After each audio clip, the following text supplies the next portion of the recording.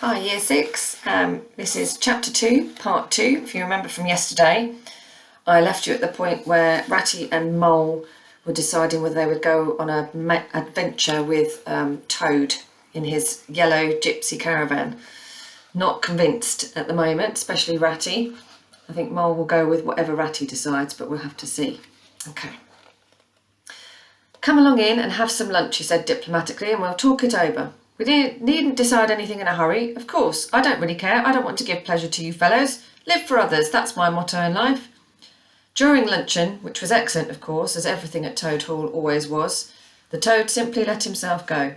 Disregarding the rat, he proceeded to play upon the inexperienced Mole as on a harp. Naturally, a voluble animal, and always mastered by his imagination, he painted the prospects of the trip and the joys of the open life and the roadside in such glowing colours that the Mole could hardly sit in his chair for excitement. Somehow it soon seemed taken for granted by all three of them that the trip was a settled thing. And the rat, though still unconvinced in his mind, allowed his good nature to override his personal objections. He could not bear to disappoint his two friends, who were already deep in schemes and anticipations, planning out each day's separate occupation for several weeks ahead. When they were quite ready, the now triumphant Toad led his companions to the paddock and set them to capture the old grey horse who, without having been consulted, and to his own extreme annoyance, had been told off by Toad for the dustiest job in this dusty expedition. He frankly preferred the paddock and took a deal of catching. Meantime, Toad packed the locker still tighter with necessaries and hung nose bags, nets of onions, bundles of hay and baskets from the bottom of the cart. At last the horse was caught and harnessed, and they set off, all talking at once, each animal either trudging by the side of the cart or sitting on the shaft as the humour took him. It was a golden afternoon. The smell of the dust they kicked up was rich and satisfying. Out of thick orchards on either side the road, birds called and whistled to them cheerily. Good-natured wayfarers, passing them, gave them good day or stopped to say nice things about their beautiful cart, and rabbits, sitting at the front doors in their hedgerows, held up their forepaws and said, "Oh my, oh my, oh my!" Late in the evening, tired and happy and miles from home, they drew up on a remote common far from habitations, turned the horse loose to graze and ate their simple supper, sitting on the grass by the side of the cart. Toad talked big about all he was going to do in the days to come, while stars grew fuller and larger all around them, and a yellow moon, appearing suddenly and silently from nowhere in particular, came to keep them company and listen to their talk. At last they turned into their little bunks in their cart, and Toad, kicking out his legs, sleepily said, "Well, good night, you fellows. This is the real life for a gentleman. Talk about your old river." "I don't talk about my river," replied the patient rat. "You know I don't, Toad, but I think about it," he added pathetically in a lower tone. "I think about it all the time." The Mole reached out from under his blanket, felt for the rat's paw in the darkness, and gave it a squeeze. "I'll do whatever you like, Ratty," he whispered. "Shall we run away tomorrow morning, quite early, very early, and go back to our dear old hole in the river?" No, we'll see it out," whispered back the rat. "Thanks awfully, but I ought to stick by Toad till this trip is ended. It wouldn't be safe for him to be left to himself. It won't take very long. His fads never do. Good night." The end was indeed nearer than even the rat suspected.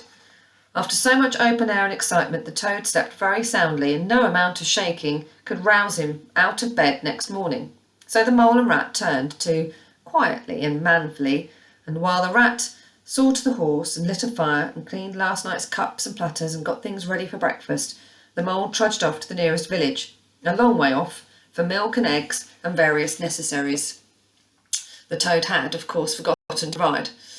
The hard work had all been done, and the two animals were resting, thoroughly exhausted, by the time Toad appeared on the scene, fresh and gay, remarking what a pleasant, easy life it was they were all leading now, after the cares and worries and fatigues of housekeeping at home.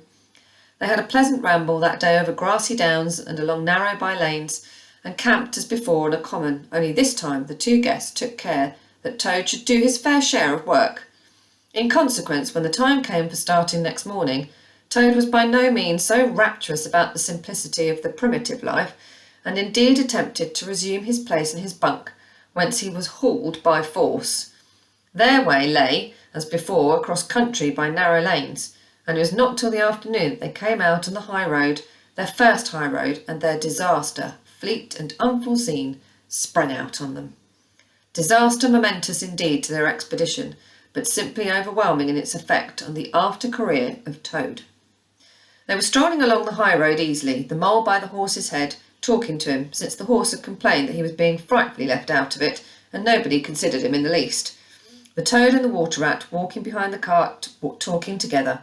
At least Toad was talking, and Rat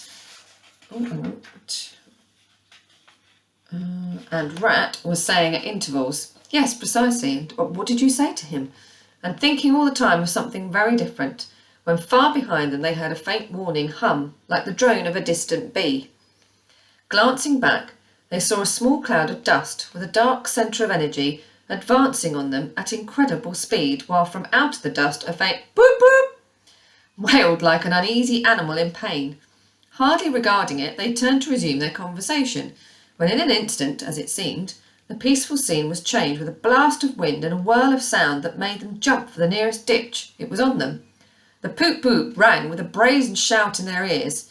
They had a moment's glimpse of an interior of glittering plate glass and rich morocco, and the magnificent motor car, immense, breath-snatching, passionate, with its pilot tense and hugging his wheel, possessed all earth and air for the fraction of a second, flung an enveloping cloud of dust that blinded and enwrapped them utterly, and then dwindled to a speck in the far distance, changed back into a droning bee once more.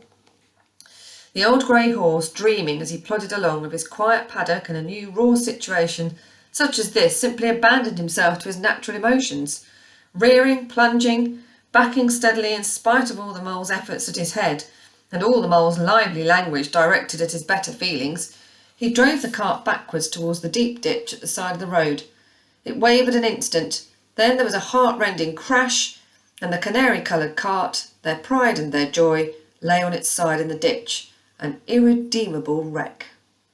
The Rat danced up and down in the road, simply transported with passion. "You villains!" he shouted, shaking both fists. "You scoundrels! You highwaymen! You road hogs! I'll have the law on you! I'll report you! I'll take you through all the courts!" His homesickness had quite slipped away from him, and for the moment he was the skipper of the canary-coloured vessel driven on a shoal by the reckless jockeying of Ravel mariners, and he was trying to recollect all the fine and biting things he used to say to masters of steam launches, when their wash, as they drove too near the bank, used to flood his parlour carpet at home. Toad sat straight down in the middle of the dusty road, his legs stretched out before him, and stared fixedly in the direction of the disappearing motor car. He breathed short, his face wore a placid, satisfied expression, and at intervals he faintly murmured, "Poop, poop." The mole was busy trying to quiet the horse, which he succeeded in doing after a time. Then he went to look at the cart on its side in the ditch. It was indeed a sorry sight. Panels and windows smashed, axles hopelessly bent, one wheel off, sardines scattered over the wide world, and the bird in the birdcage sobbing pitifully and calling to be let out. The Rat came to help him, but their united efforts were not sufficient to right the cart. "Hi, Toad!" they cried. "Come and bear a hand, can't you?" The Toad never answered a word or budged from his seat in the road, so they went to see what was the matter with him. They found him in a sort of trance, a happy smile on his face, his eyes still fixed on the dusty wake of their destroyer. At intervals he was still heard to murmur, "Poop, poop." The Rat shook him by the shoulder. "Are you coming to help us, Toad?" he demanded sternly. "Glorious sitting sight," murmured Toad, never offering to move. "The poetry of motion, the real way to travel, the only way to travel. Here today and next week tomorrow.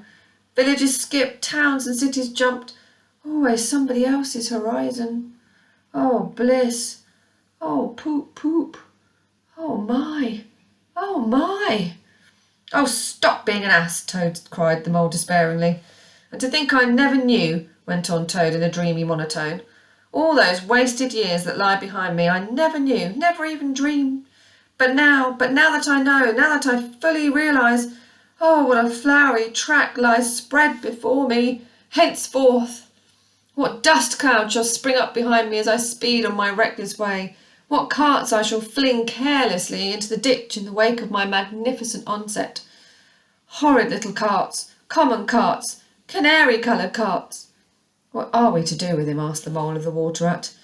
Nothing at all, replied the Rat family, because there is really nothing to be done. You see, I know him from old. He is now possessed. He's got a new craze, and it always takes him that way in its first stage. He'll continue like that for days now, like an animal walking in a happy dream, quite useless for all practical purposes. Never mind him. Let's go and see what there is to be done about the cart. A careful inspection showed them that even if they succeeded in righting it by themselves, the cart would travel no longer. The axles were in a hopeless state, and the missing wheel was shattered into pieces. The Rat knotted the horse's reins over his back and took him by the head, carrying the birdcage and its hysterical occupant in the other hand. "Come on," he said grimly to the Mole. "It's 5 or 6 miles to the nearest town, and we shall just have to walk it. The sooner we make the start, the better." "But what about Toad?" asked the Mole anxiously, as they set off together. "We can't leave him here, sitting in the middle of the road by himself in the distracted state he's in. It's not safe. Supposing another thing were to come along?" "Oh, bother Toad," said the Rat savagely. "I've done with him." They had not proceeded very far on their way, however, when there was a pattering of feet behind them, and Toad caught them up and thrust a paw inside the elbow of each of them, still breathing short and staring into vacancy. "Now look here, Toad," said the Rat sharply. "As soon as we get to the town, you'll have to go straight to the police station and see if they know anything about that motor car and who it belongs to, and lodge a complaint against it, and then you'll have to go to a blacksmith's or a wheelwright's and arrange for the cart to be fetched and mended and put to rights. It'll take time, but it's not quite a hopeless smash. Meanwhile, the Mole and I will go to an inn and find comfortable rooms where we can stay till the cart's ready, until your nerves have recovered their shock." "Police station? Complaint?" murmured Toad dreamily. "Me complain of that beautiful, that heavenly vision that has been vouchsafed me? Mend the cart? I've done with carts forever. I never want to see the cart or to hear of it again. Oh, Ratty, you can't think how obliged I am to you for consenting to come on this trip. I wouldn't have gone without you, and then I might never have seen that swan, that sunbeam, that thunderbolt. I might never have heard that entrancing sound or smelt that bewitching smell. Oh, I owe it all to you, my best of friends." The Rat turned from him in despair. "You see what it is," he said to the Mole, addressing him across Toad's head. "He's quite hopeless. I give up. When we get to the town, we'll go to the railway station, and with luck we may pick up a train there that'll get us back to Riverbank tonight. And if ever you catch me going a-pleasuring with this provoking animal again," he snorted, and during the rest of that weary trudge addressed his remarks exclusively to Mole. On reaching the town, they went straight to the station and deposited Toad in the second-class waiting room, giving a porter 2d to keep a strict eye on him. They then left the horse at an inn stable and gave what instructions they could about the cart and its contents. Eventually, a slow train having landed them at the station not very far from Toad Hall, they escorted the spellbound, sleepwalking Toad to his door, put him inside it, and instructed his housekeeper to feed him, undress him, and put him to bed. Then they got out their boat from the boathouse, sculled down the river home, and at a very late hour sat down to supper in their own cosy riverside parlour, to the Rat's great joy and contentment. The following evening, the Mole, who had risen late and taken things very easy all day, was sitting on the bank fishing, when the Rat, who had been looking up his friends and gossiping, came strolling along to find him. "Heard the news?" he said. "There's nothing else being talked about all along the riverbank. Toad went up to town by an early train this morning, and he's ordered a large and very expensive—" can you guess? Motor car. That's going to spell some trouble, I think.